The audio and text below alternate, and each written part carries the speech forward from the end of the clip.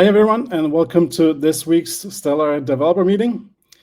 This week at Stellar, we just concluded the latest cohort in the incubator collaboration we have with DraperU.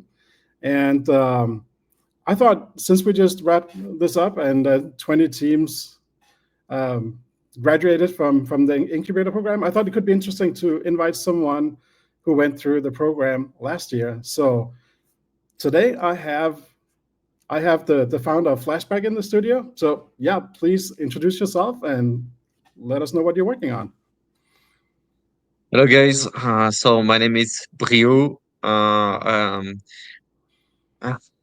so CEO and co-founder of Flashback, and so yeah, we were part of this first and initial batch for the Draper Cross Stellar Embark program, which was I think between November 2024 to February 2025. And so, yeah, just a bit of background about myself. So, I've PhD in computer science, mainly in machine learning, artificial intelligence. So I did that for 7, 8 years. Big passion in AI and how you can use AI, with cloud technologies, and the fact that today AI is very related to cloud technologies. I got very curious about what we call the decentralized physical infrastructure network, the cloud storage, cloud computing, sovereignty, data protection, etc., etc. And of course, since 2016, I discovered the cryptocurrency space. Initially with project like Lisk and Arc. So very odd project. I will not say I'm an OG, but I'm close to. And yeah, I discovered the blockchain, more kind of passion. And since March 2023, I decided to start my entrepreneurship journey, start to build my first solution, which was a decentralized storage network, trying to, in fact, create something for fast data retrieval. Because if you already tried, Filecoin, iWave, it's made for archival data. But once you want to do hot storage and to use it in a very frequent way, it is not very compatible for this kind of usage. So we wanted to step and to try to build something there. But building solution, going through for 1 year and a half, we understood, like we're talking with thousand of, I was 100,000 of funders with different conferences, Paris Blockchain Week, ETH Prague, GSCC, Token 2049. We discovered quickly that yes, in fact, Flashback was born from a simple problem. It's a vendor looking problem. Everyone is facing that.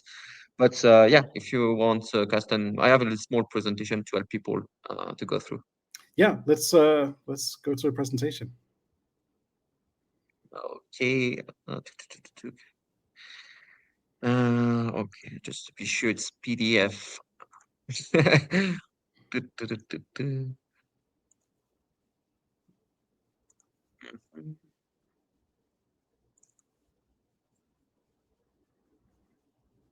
Okay, it's loading. Here Yep. it is. Okay. So yes, Flashback is an AI power cloud diversification solution. So we want to be this unified interface for developers and companies to be able to diversify with centralized and decentralized cloud providers. We want to make it cheaper, simpler, and more flexible to deploy your data storage, and in fact make the multi-cloud journey something that you can start at the beginning of your entrepreneurship or when you want to start to build a project. So, in fact, basically, we have the large vendors, Google Cloud, AWS, Microsoft Azure. They are fast and reliable. We know them well. They have a lot of stacks. But the thing is that they're very expensive. I think as a developer, we know this meme of if you want to justify your piece, you just have to say AWS. It's very well known, very difficult to understand all you are doing your expenses. And at the same time, most of the company, when they started to deploy with one provider, they deploy so much solution on the top that they have this vendor locking issue, which is the major issue today, because it doesn't allow you to migrate easily to another provider. So you're stuck with the vendor. On the other side, we have the decentralized solutions, more affordable, more privacy related, compliant, and low cost. But thinking that Falcon, Airwave, or Walrus, they're using the blockchain technology, and they're using a lot of protocols and decentralized consensus, which makes the system more slower. And so at the same time, it's very difficult for developers to know the stacks and how to build efficiently with this solution. So yeah, for a company, very quickly at the beginning of the journey, you can spend 100 hours, even more, spend a lot of money to deploy with one, two, or three different providers to build your own infrastructure. It can be up to 25% of your revenue you are going to inject, in fact, to develop this. And at the same time, deep in technologies, very interesting technologies, but it's only 0.1% of the market size. So I would say that it's still a niche that can be explored by people, but people do not have the time to explore them. So it is why I've decided to build Flashback. So with Flashback, you can do a it's cloud diversification platform. So in fact, you're going to have three different advantages. The first one, you will be able to reduce your cost because by deploying on Flashback, what you can do is indeed play with centralized providers, quite expensive at sometimes, play with decentralized providers. You can have this easy access to deep in technologies. We want to make it very easy. Like you deploy your bucket, you connect your bucket with these providers, which are some specific services on the top to deploy buckets. And then, of course, we want to make the multi-cloud deployment seamless, not only for large companies, but at the same time for startups, for vibe coders, anyone that want to indeed start at the beginning of the development of their technology to have a multi-cloud approach, and so to get right the vendor locking issue. I think it's mainly for the main presentation, but what I can do is perhaps, if it's okay, to make like a little live demo of the platform. Sure, let's do that. Okay, let's go. Demos, So demos is always fun. live demo is always fun, you know. Yeah, Yeah. it's let's see what's okay. I can share the screen. I'm just get used to the system. Mm-mm. Um, just to be sure that I will share my work. Can I share my work screen? Okay, let's go like this. It would be easier because we are going to jump between my spider and the. Okay, great. So this is the platform. Very simple. So with the platform, of course, you can read about the platform. So it's platform.flashback.tech. And of course, you can learn more. You have a documentation. I just open here the documentation. You can go through the documentation.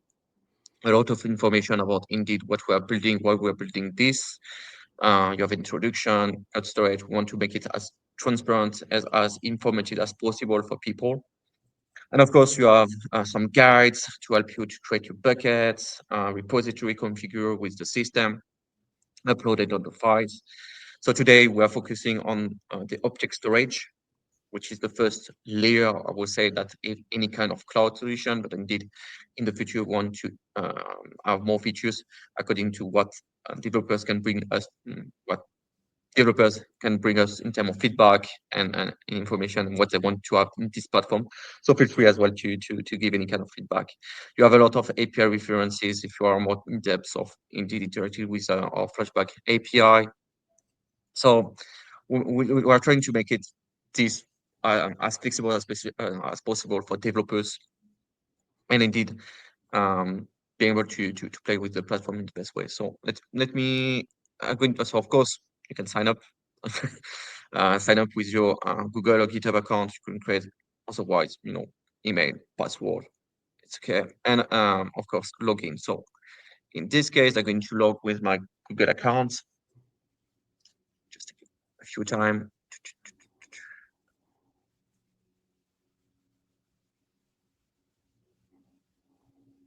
And here, of course, you have the platform. So the platform is made.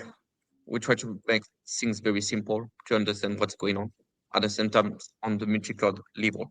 So the idea is to abstract the fact that you're going to work with different cloud providers, or to provide you all the information to understand how you can interact with different cloud providers.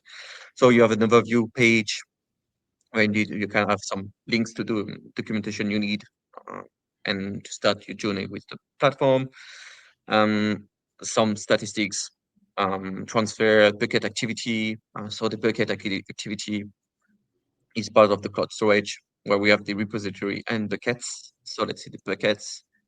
So I won't go deep in terms of what is a bucket. I think people who already are using AWS or GCP or some S3 compatible solution can indeed understand what is buckets. So here, in fact, is a way we are starting kind of flashback buckets to connect your buckets from AWS or GCP to the flashback system. So very briefly, I want to go far, but for instance, if you are using AWS, you can have different buckets. So here you have like 3 or 4 different buckets, and indeed, you can indeed find this bucket here. So to connect the buckets, let's see if we can just cancel this one, for instance, delete it. Sure if it's going to work. Oh, okay, thank you. To connect a bucket, you have different ways to connect your bucket. You can connect your buckets with GCP, AWS, Azure. So Azure is a bit different. So every provider has its own concept of how you can store, you can do object storage with the cloud. So today we tested these 5 providers. You can find Filecoin. So we're using, in fact, through Filecoin, we're using Akare, which is an S3 compatible provider. On the top of Filecoin, Storage at the same time is S3 compatible. But feel free as well, if you subscribe to the platform and want to try it, to test the other S3 compatible providers. You can try. I know there is some Pinata stuff like this, so feel free to get your API key, stuff like this, and to set up your system. But for instance, if you are using an AWS, so let's say I'm going to give a label for my bucket, and see. I'm going to create a new bucket on my AWS account. This way, I can show you that can work. So let's create a bucket on my AWS account. Oh, come on! You prepare everything to be login, and you are logged out. Ha!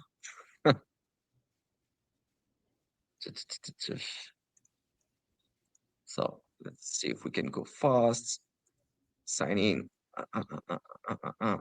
No. Let's see later. Just want to skip for now. Whew.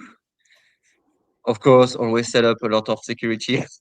I'm not even there, but yeah, it's create a bucket. So we're going to create a bucket. Let's say like the fifth AWS buckets and ph blah blah blah blah blah blah blah blah. We just so you can go through these different stuff depending on how you're working with AWS, but of course for us and for the purpose of the demonstration, we're just going to create the bucket directly. Here we are. And so this fifth bucket, I'm going to just keep the name here. So it's good there is some information to provide, of course, in the platform to be able to set up your buckets. But you need, let's say that it's my AWS buckets. 5, AWS, here, some stuff. So yeah, if I show you my secret and access key, I'm not sure. I'm sharing my whole screen, right? Yeah, I can pause it for a moment if you want. Oh yeah, just if I can just in this way, yeah. In this way I can just Okay. perfect. Thank you, Custom. Don't wanna Thank you for expose my more privacy. passwords. So let me find my keys and information like this. So there is a delegation system as well, where you can delegate instead of indeed setting up the API keys and the secrets, where we have to store it and to split it in different servers. You can use a delegation system, which allow you, in fact, to not share with us this kind of secrets, or to keep a kind of a better security for you and your privacy. Okay, just a minute, just this one. Mm, okay, I'm just going to copy paste. Just one second. Ah, oh, of course, my computer is slow. Mhm. Okay, and this one. Here we are. Okay, you can share again my screen. Thank you, Okay. custom. So you see my screen normally? Yeah. Okay, now normally so we set the access key, secret key. In this way, I can create my buckets and too many requests. What did I do? Um, okay, no worries. It's part of the test. It's an observation. So what we're going to do is that we're assuming that you create your account. You can do that with GCP as well. So same for GCP, you have other information to provide, and according to what you want to provide, it's I have a sound from my side, Kirsten. I don't know if you have the same. You have what? Okay, no, I have a strange sound in my ear. Anyway, so depending on the different information you have to provide, so Google Cloud Storage is different information. So of course, the best is to refer to create a bucket, for instance, to get the information, or to create the bucket. So there's some information to provide to connect your bucket with the solution. So once you indeed provide your bucket, so it's create your bucket, you have this status. In fact, we're using a technology which called the bridge node. You can as well find some information in the documentation. So we explain what is the bridge node and indeed the purpose of the bridge node. So we have some region we're covering. So the bridge node is mainly, in fact, a system that allows us to interact with the different cloud providers. It's our IP technology, and it's where, in fact, we can get and collect different metrics of your different buckets. And so, of course, once you create your buckets, you can create what we call a repo. So we have created I created this morning different buckets, and of course you have this repo. So once you want to create a repo, you can call it any names you want, like repo 6.5, like this. You can add one or two buckets, different buckets. Let's say GCP one creates. Okay, and I should disconnect. In fact, this thing. So anyway, so I will continue at Maybe this we all moment. want to say that you just Yeah, yeah, it's an observation, live. but it's okay. It's part of the Yeah, you just of went the live. test. This just went live, and you already told me that anyone who uses it, you would appreciate feedback because it is in the very early stage of being live. So if any of you Exactly. try it out, I know feedback is very appreciated. So these things happen.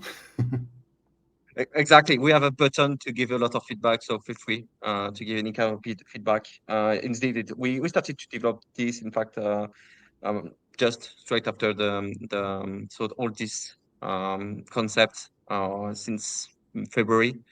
And then we want to add this stellar concept of the thing we have, but we can come back on it later. And so, in fact, once you have a repo, in fact, and the repo allow you to indeed have your different buckets. So you have the GCP, AWS buckets, and you can create your API keys. So here I create an API keys, which allow me, in fact, I will try to make it a very simple demo if it's working. Uh, to test an AWS storage. But indeed, for instance, if I want to store, so I have a repo, I provide some access keys, secret keys. So of course, I did it in JSON and stuff like this. And of course, if we can make this little example. We are going to transfer this genius bill. I took the text of the genius bill, and now we're going to create the genius bill and copy 8. So let's go.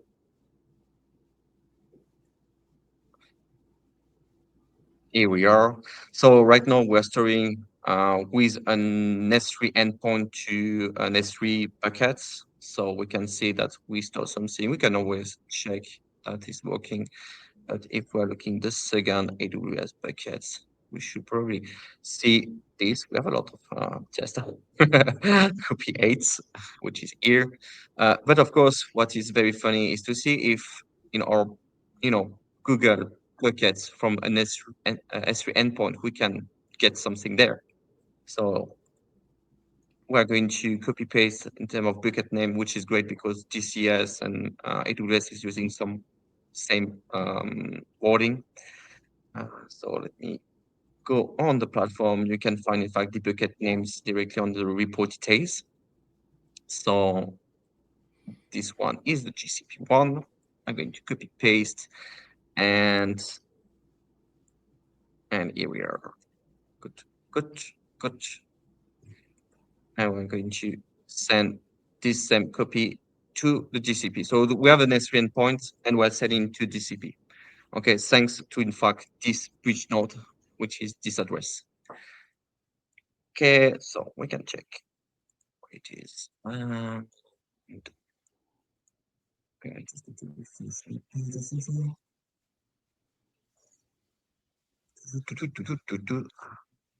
Don't log out, please. Okay, and here we are. So, of course, alpha version. Right now, I just show you with an S3 endpoints to store with GCS and AWS. Um, you can try with Azure through the tutorials. You can indeed provide some feedback if it's working or not. It's a truly alpha version.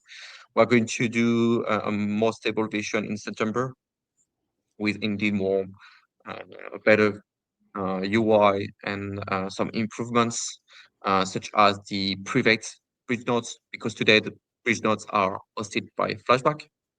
But the idea indeed is to let you to be able to deploy this node in your tenants, and so to manage your storage in your way and your cost thanks to this node. So I'm going to stop the sharing of my screen. It should work like this. Okay, perfect.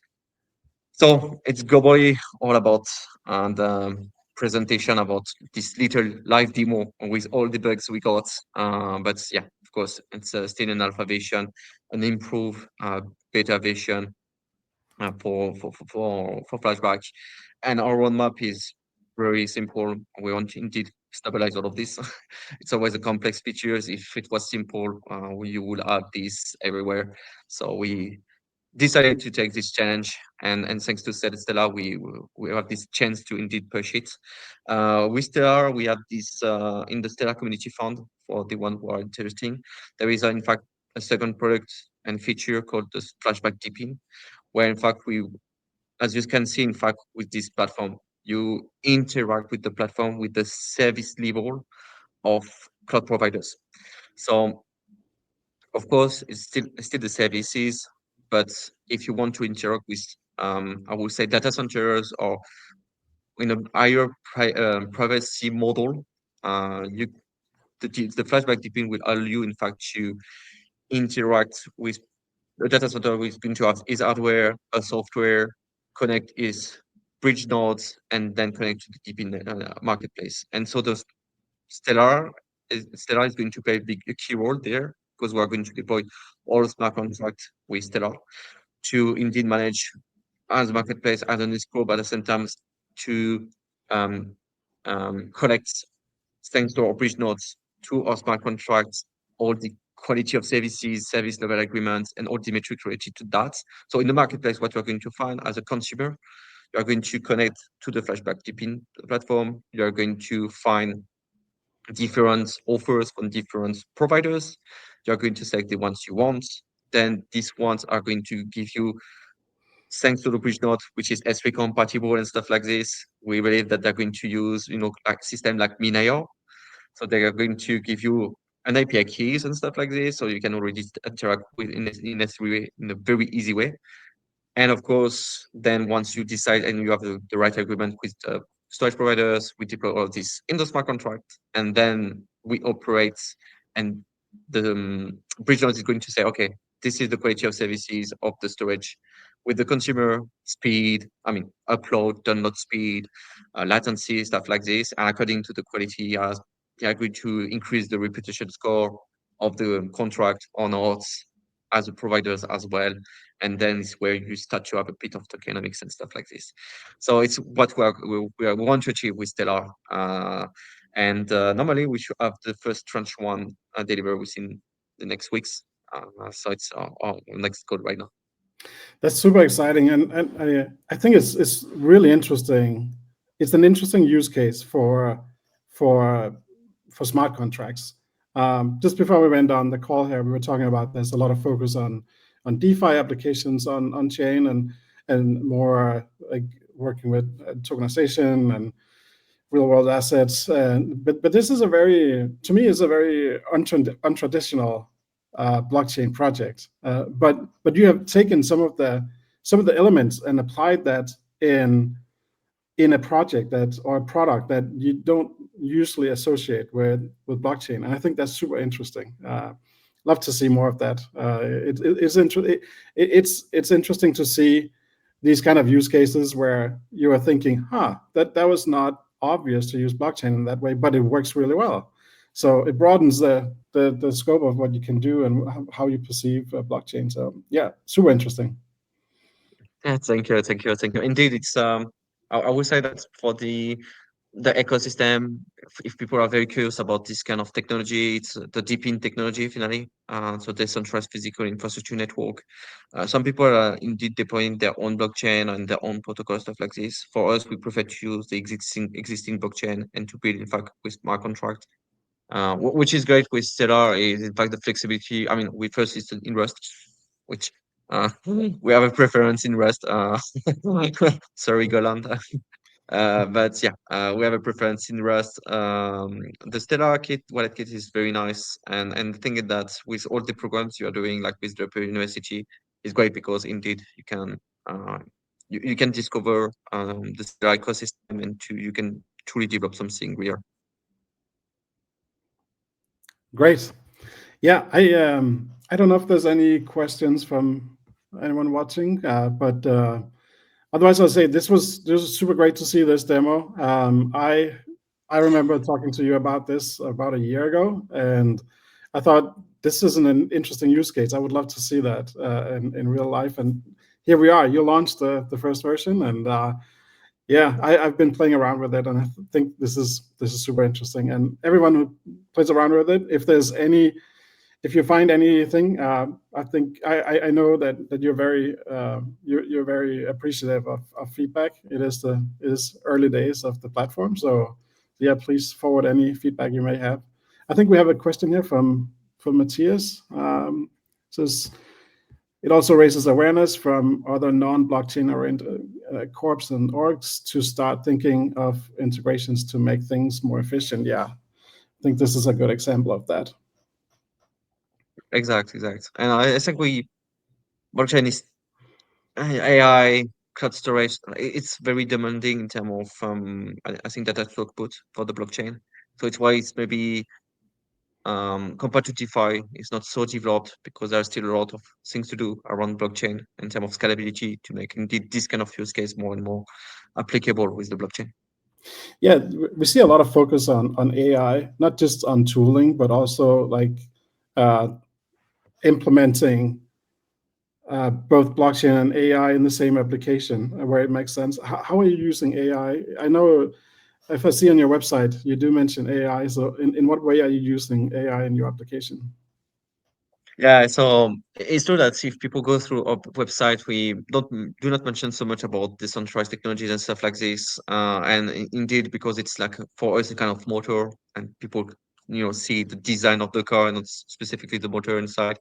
But in our AI, we are going to I mean, from the AI we're going to develop, we have different steps of the AI we're gonna have. The first step would be a chat-based recommendation system, because basically most of the developers, vibe coders, even people with expertise sometimes need to as well to see how they can leverage in the best way the platform. So we are going to guide people through chat to understand what they are looking for in terms of multi-cloud um, configuration. If they're looking for a particular configuration, if they have some queries, or we can indeed help them to reduce the cost and sometimes to take all the benefits of this wide ecosystem, which is extremely fragmented today. And so it's going to be the first version of the AI. And indeed, with the use, AI needs data. And so AI can't do a lot if you don't have a lot of people using the platform. So indeed, it's why I'm pushing people to indeed try and use the platform, because this AI is going to indeed learn more about your patterns and more learn about all you can do and what you can do with the platform, and then improve your recommendation in real time, saying like, oh yeah, you are using this kind of storage, you are doing everything in hot storage with AWS, or in fact we can see that 50% of your data are not used uh, in a frequent way. So you are just being a lot. Perhaps you can just migrate parts in Storj or Ficon and reduce the cost. And so it's where the AI is going to intervene in your journey with the platform, and it's what we want to achieve with the AI. For decentralization, it's, decentralizing AI is always complex. It's more perhaps what we are looking at right now is perhaps on the privacy level, perhaps on providing all the AI is doing certain recommendations and stuff like this. But right now, the AI, decentralized AI, is still kind of a baby in the crypto space. Yeah. I noticed something you said. You said that you're not really advertising. You don't really write that that you use blockchain. And I think that's actually it's interesting because I see blockchain as a technology, just like many other technologies. It's not necessarily the users don't really. It's information that if you have a really nice implementation that doesn't really have, where users don't have to jump through a lot of hoops that we usually see in a lot of blockchain applications, it's not really relevant. How you choose to solve the problems is not. You use technology.